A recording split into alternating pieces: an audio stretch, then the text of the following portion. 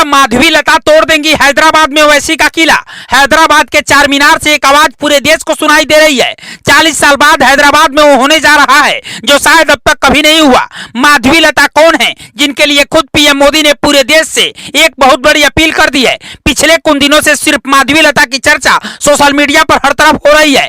खुद असदुद्दीन ओवैसी भी डर गए हैं क्योंकि जिसकी मोदी शाह जिसकी तलाश कर रहे थे, अब हैदराबाद में वो चेहरा मिल गया है और वो चेहरा है माधवी लता का। कुछ दिन पहले तक इस चेहरे को बहुत कम लोग जानते थे, लेकिन अचानक से माधवी लता सेलिब्रिटी बन गई हैं। माधवी लता को देखकर ही आपको पता चल गया होगा कि इनकी विचारधारा क्या है और धर्म को लेकर अपने कितना ज्यादा कट्टर हैं। कहते हैं कि लोहे को काटने के लिए लोहा हिलाना पड़ता है। ओवैसी परिवार के 40 साल के साम्राज्य को खत्म करने के लिए माधवी लता हैदराबाद में ओवैसी के खिलाफ उतरी हैं, लेकिन जिसके बाद पूरा देश अनजान था। अब उसकी पूरी कहानी माधवी लता ने बताई तो पीएम मोदी भी भावुक हो गए। पीएम मोदी ने तुरंत ट्वीट करके पूरे देश से माधवी के इंटरव्यू को देखने की अपील कर दी। सबसे पहले आपको बताते हैं कि आखिर अचानक से चर्चा में आई माधवी लता कौन है जिसके सहारे पहली बार हैदराबाद में 40 साल पुराना रिकॉर्ड बीजेपी तोड़ने का ख्वाब देख रही है। 80 और 90 के दशक में हैदराबाद में भी दंगे हुए जहां से हजारों हिंदू गायब हो गए और आज तक उनका कोई पता नहीं चला। इस दौरान हैदराबाद के एक परिवार में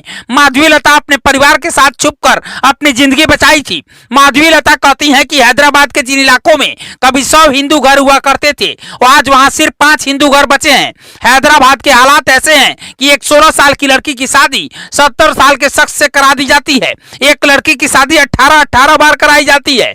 हैदराबाद का ऐसा काला सच आज तक किसी को नहीं पता था। पूरी रिपोर्ट देखने के बाद यकीन मानिए आप हिल जाएंगे। 1980-90 के दौरान हैदराबाद में कम्युनल राइट हुए थे। इस दौरान हैदराबाद में असदुद्दीन ओवैसी के पिता सांसद हुआ करते थे। हालात ऐसे बन गए कि धीरे धीरे हिंदुओं को वहां से भागने के लिए मजबूर होना पड़ा। कहते हैं कि जिस तरह से कभी कश्मीरी पंडितों को भगाया गया, आरोप है कि हैदराबाद में भी उस दौरान ऐसा ही हुआ।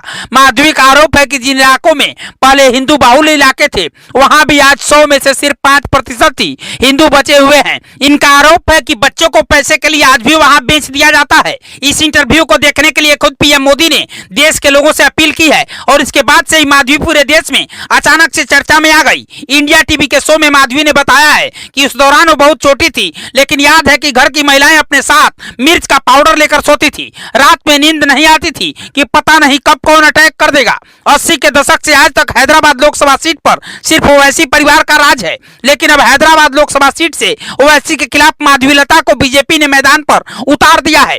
हैदराबाद लोकसभा सीट हमेशा से ओवैसी परिवार का गढ़ रहा है। हैदराबाद और चारमीनार का मौसम अब लगता है बदल रहा है और ये मौसम ओवैसी परिवार के लिए मुसीबत बन सकता है। एक बार फिर से हैदराबाद में भाग्यनगर की याद लोगों के जान में आ रही है। कुछ लोगों को लगता है कि अगर इस बार ओवैसी को हैदराबाद सीट से माधवी लता ने हरा दिया तो हैदराबाद को बीजेपी भाग्यनगर जरूर बनाएगी। वैसे आपको क्या लगता है, क्या माधवी ओवैसी परिवार के 40 साल पुराने किले को गिराने में सफल होंगी? आप अपनी राय हमें कमेंट बॉक्स में लिख कर दीजिएगा और खबर को शेयर कीजिएगा। ब्यूरो रिपोर्ट पूर्वांचल समाचार।